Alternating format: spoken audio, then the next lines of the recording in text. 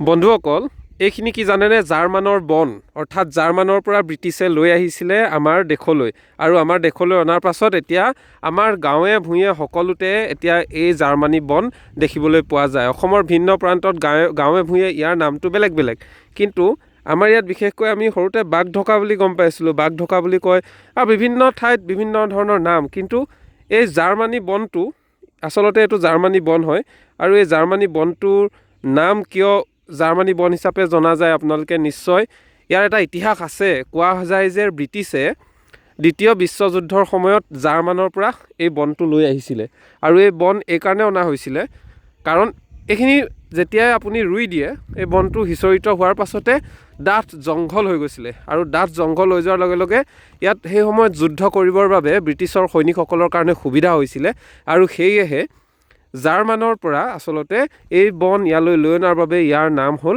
Germany বন। এতিয়া এইবোৰ চাওক, এইবোৰ লাহে লাহে সৰু হৈ আছে, বাকীবোৰ ফুলি গ'ল, ডাঙৰ ডাঙৰ পাত হয়। বহুতে এইটো বজায়ো, এনেকৈ হাতত লৈ মাৰি দিলে এটা বিকট শব্দ হয়, সৰুতে বহুতে কৰে।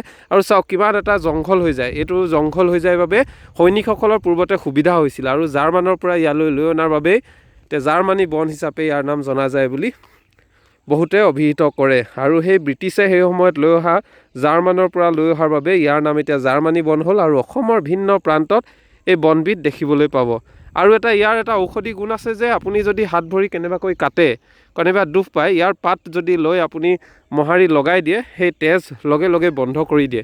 সেয়ে সৈনিকসকলে সেই সময়ত যদি তেওঁলোকে যুদ্ধত আঘাতপ্ৰাপ্ত হৈছিলে তেতিয়া তাৰ পৰা প্ৰাথমিক চিকিৎসা হিচাপে এই জাৰ্মানী বন লগাই তেওঁলোকে সেই প্ৰাথমিক চিকিৎসা হিচাপে তেজ বন্ধ কৰিছিলে বা ঘাঁহবোৰ শুকুৱাত সহায় হৈছিলে।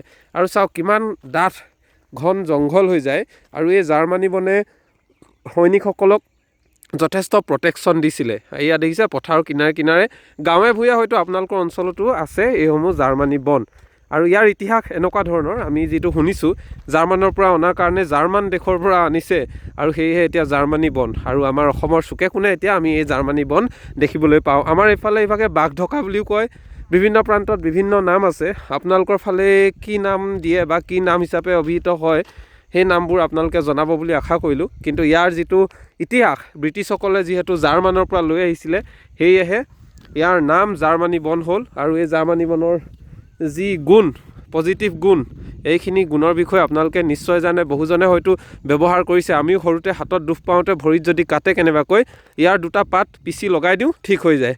আৰু এই জাৰ্মানী বন ইমানেই ডাঠ জংঘল কৰি দিয়ে, ইয়াত এতিয়া সৈনিক লুকাই থাকিলেও দেখা নাপায়, সেয়েহে সৈনিকসকলে এইটো কাৰণে জাৰ্মানী বন ব্যৱহাৰ কৰিছিলে, আৰু জাৰ্মানৰ পৰা লৈ অহাৰ বাবেই ইয়াৰ নাম জাৰ্মানী বন হিচাপে অভিহিত হ'ল। আজিও সকলোৱে জাৰ্মানী বন বুলিয়ে কয়, আৰু ইয়াৰ ঔষধি গুণো আছে যিটো প্ৰাথমিক চিকিৎসাত ব্যৱহাৰ কৰা হয়।